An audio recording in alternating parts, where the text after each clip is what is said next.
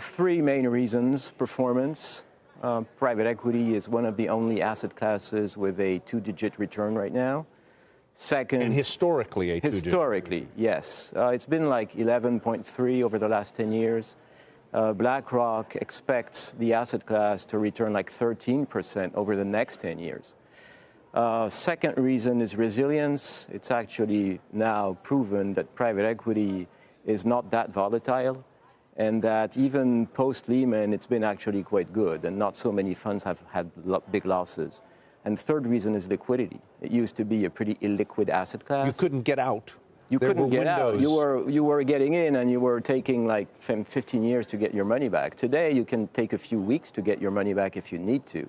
So, I mean, this is not an asset class that you will trade, but still, you can get out if you wish. For institutional investors, whether they be a mutual fund, an insurance company, an endowment, whatever, a foundation, how do the fees compare with those on another big competitor in the marketplace, which would be hedge funds?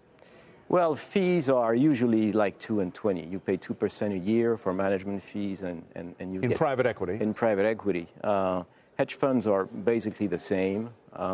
What you have to look at, it's not a price advantage. It's not a price advantage. You have to look at the net returns, and you have to look at the correlation with listed stocks. When you said liquidity, I thought you meant the liquidity around the world because of 0% interest rates or negative interest rates. What role has that played?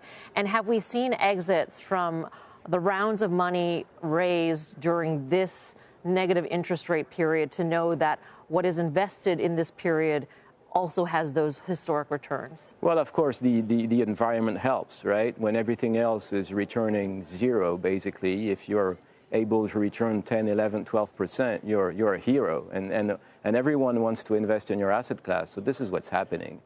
And this may last for a while. Those exits, though, that are at 10 or 11% returns are based on money that was raised in a different time. Yeah, correct? Well, yeah. Funds get raised for about 5 years. Is there concern that all this money that needs to be put to work is contributing to higher valuations than perhaps are warranted? Oh, yeah.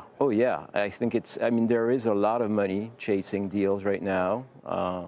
Investors have to be careful where they put their money. PE is a pretty large business. You have about 10,000 GPs out there. A few that you want to avoid because they're paying, expensive prices, and some that most of them are It's interesting to me that according to BlackRock, 51% of respondents in a poll plan to trim their exposure to public equities, while more than half plan to put more money into private markets, private equity, in a year in which public equities, at least in the United States, are returning more than 20%. Of course. The question is really what's next, and do you want stability? What do you think about next year? Do you think private equity is actually quite good when times are bad? And I think this is what people fear. They're taking their time to put the money where it should be.